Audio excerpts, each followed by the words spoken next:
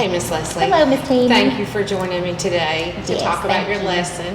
So, first of all, I was just going to ask you, what did you think went well with your lesson?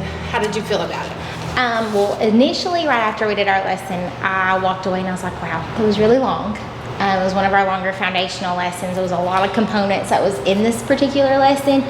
But now after I watched it back, I thought the chaining where they had to do it with their partner went really, really well. That was the first time they've ever had to do that in a lesson. They had to, one partner had to write it out, of course, and then the other partner was spelling it, and they were both reading their word together. So after I watched it and was able to see myself walking around and hitting those, several times, like, asking students, okay, they picked up a particular card, and I could kind of say, okay, why did you pick this why did you pick this sound over what they initially needed to pick?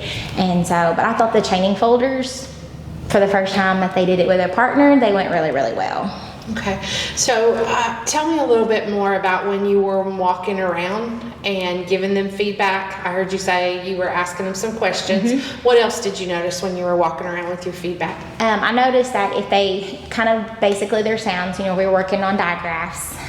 We'd already covered kind of more like a review, I guess you could say. Really wanted them to hit those sounds. They were getting like, SH and CH kind of, mixed up a lot then, even like the unvoiced sound of TH.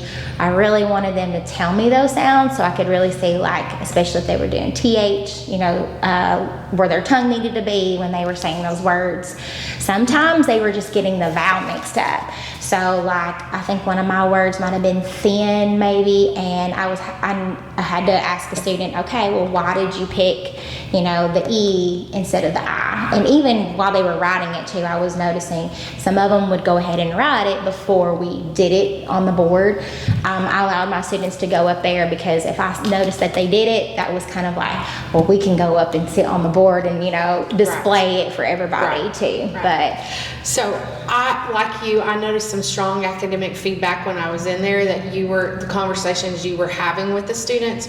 And so I always like to ground everything we do around the IPG. Mm-hmm. And so like when we're looking at the IPG, a couple places where that shows up is core action 2, because it just talks about modeling appropriately for students. Mm-hmm. So even when you were walking around, you were modeling the sounds very well. You were clipping. There was times, mm-hmm. even your sounds first part, they tried to add mm-hmm. the but you stopped it and you yes. modeled it correctly. So that was happening with the 2A. And then also that falls in 2D also. It says during student practice, the teacher responds to student actions and adjusts her feedback. Okay. And I did see you on numerous occasions adjusting your feedback and having those conversations with students and modeling that. Okay. And then, I did hear some questions of mm-hmm. why you're picking that. So just continue doing that mm-hmm. and having those conversations with them.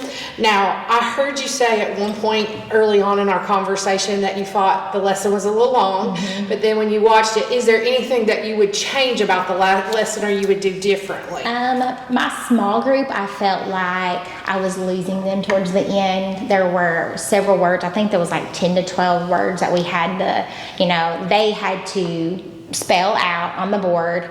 I kind of adjusted it because I noticed some of my behaviors were starting to like peek through, I guess you could say. And so I had them tell me the sound and what did I need to write on the board. And of course we had to circle that digraph because that's what my main part, I wanted them to hear those sounds too. Those are my kids that after like all my other data, like I've looked at, okay, we still have a hard time like with our sounds and mixing them up a lot. Like B and D has been a big issue in our classroom this year. I've noticed is a big trend, but that would have been something I might have cut a little bit short or like maybe fix some words because like we had a word thrash, and with those kids, that was a hard word for them to hear me say. I really had to stretch that word out a lot, but I probably would have kind of picked words that would have been a little bit easier for them to kind of feel more comfortable about and hear those sounds easier.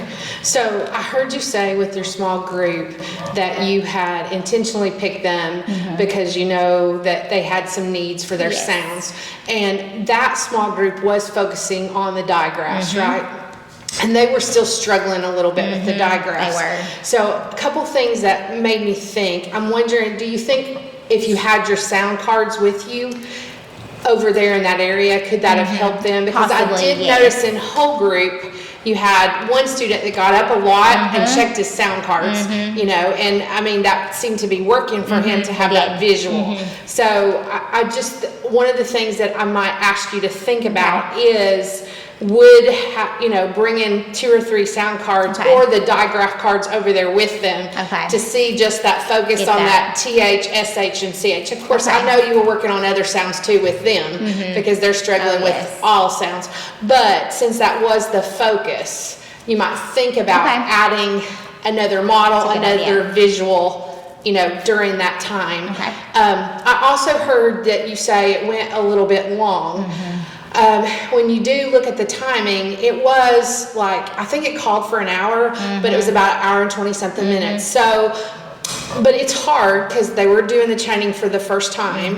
And I also heard you say, well, maybe I would change the small group. So I guess I would just ask, is there anything in particular you think that could have cut some time that wouldn't have impacted the results that you got? I think, I mean, they got a lot from the training folders. I definitely would have kept that. I could have obviously maybe not have done as many words, probably is what it said.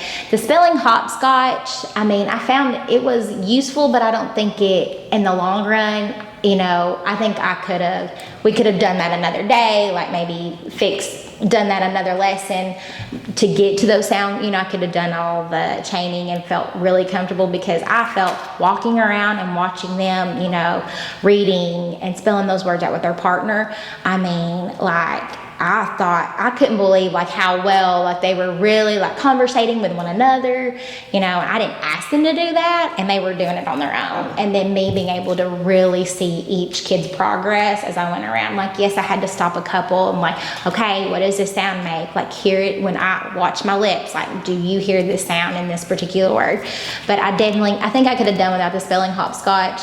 Definitely. I mean, yes, they were able to see the words, but they were basically doing the same thing on the chaining folders. Right. So that's something to think ahead. If you know It that the is. chaining is going to be extra long, you could take that part out or change it just a little bit. Yes. So it doesn't take that time.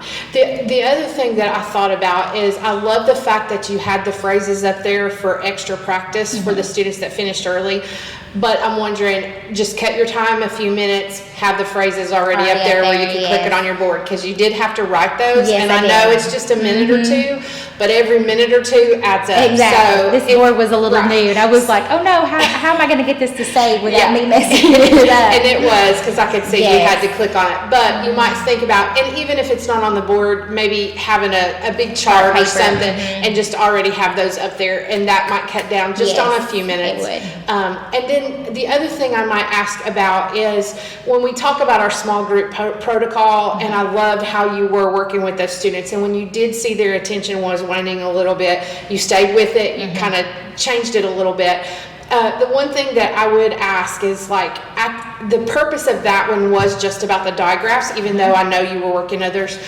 Do you feel like at the end they got the digraphs? A couple. I do have a couple of kids. Like now, oh my goodness, it's so much better. I do have like one that I'm still like, we're still kind of getting, you know, Right. like we're still getting there.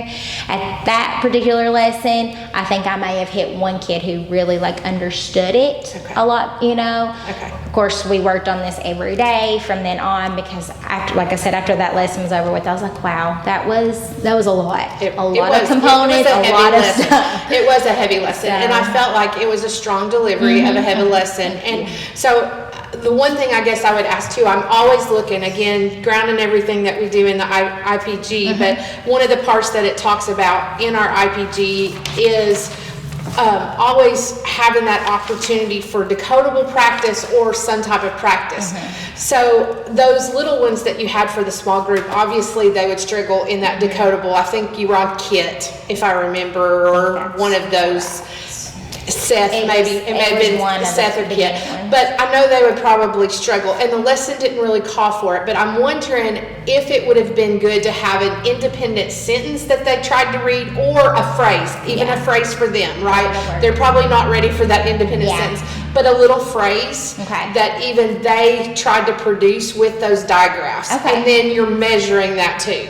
You know what I'm saying? It was obvious you were taking the anecdotal notes in your head, because you can even tell me right now you pretty much know there was one that maybe got it, but always try to think about how you're measuring. And so even if you gave them one word on a whiteboard right at the very end that you wanted them to produce, or you wrote a phrase and quickly, you know, a different phrase or something, and ask them quickly, just kind of a little measurement of what it is, because if that's your purpose, you always kind of want to have a measurement. And even though they aren't ready for decodable text, how could you give them a sentence or a phrase, even if you have to scaffold it for them? It's just a step up to encourage them. I would definitely. And how I always like to end things is to go back to what we've talked about that really went well. I mean, we've talked about some simple teacher moves. I mean, you called out that you might take the little petal flower thing and move it. We talked about having just your phrases on the board or just a little measurement. But